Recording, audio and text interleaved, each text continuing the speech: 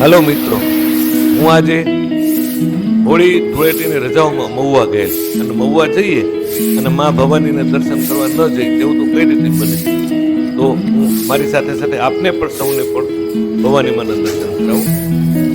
ભવાની આ છે ભવાની માનું પ્રાંગણ. મંદિરની અંદર વિડીયોગ્રાફી ફોટોગ્રાફી કરવાની મનાઈ હોય છે, તેથી બહારથી જ બતાવી. અને જુઓ આ કેટલું સુંદર દ્રશ્ય છે. વહેલી સવારનું સૂર્યોદયનું દ્રશ્ય, સમુદ્ર કિનારો કેટલો સરસ દેખાય છે.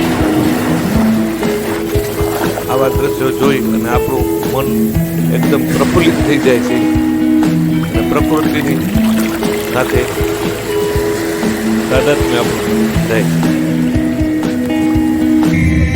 અને હવે આ પાછા ફરતી વખતે જુઓ નાળિયેરીઓથી લીલી છમ વાડીઓ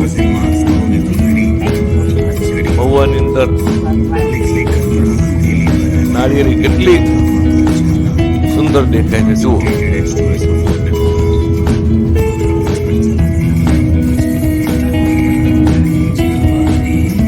ખૂબ સરસ પ્રકૃતિ, અને પ્રકૃતિમાં ફરવાનું મને ખૂબ ગમે. તો જોવા હોય આપણે હોલિકા દર્શન કરી અને આપણે આ હોળી નિમિત્તે ગયા હતા, એટલે હવે હોળીના દર્શન આપણે કરીએ.